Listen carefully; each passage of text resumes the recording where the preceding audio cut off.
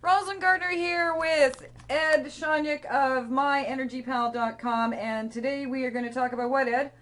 About furnace humidifiers. Humidifiers are much misunderstood and maligned by some, but I'm going to tell you why it's important to have one on your furnace. In the winter time, the air in your house gets exceedingly dry. All the furniture, the wood components of your house require moisture. Most houses can use 12 to 15 gallons of moisture per day. And why is this moisture important, you might ask? Well, dry air doesn't hold a lot of heat. In the humidifier, you're evaporating water. For every pound of water you evaporate, it takes 970 BTUs, or British thermal units. Now that heat is in your air. Your air in your house now contains more heat. Why is that important?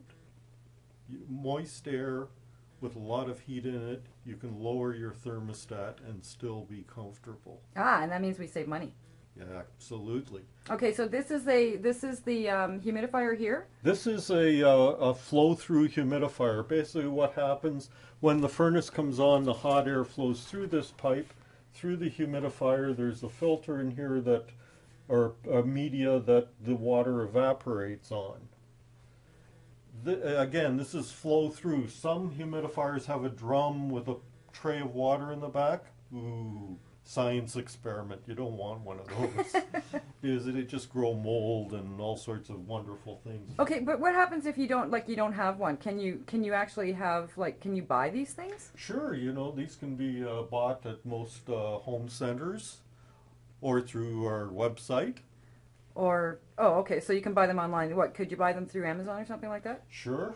Lots of places Now, sell them. Now, how do you know what one you need?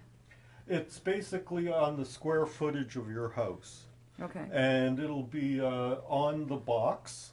So the larger your home is, the more capacity you'll need in your humidifier. Okay, so is this a large one then? This is an average size. Okay. All right, well... And have you got anything to add?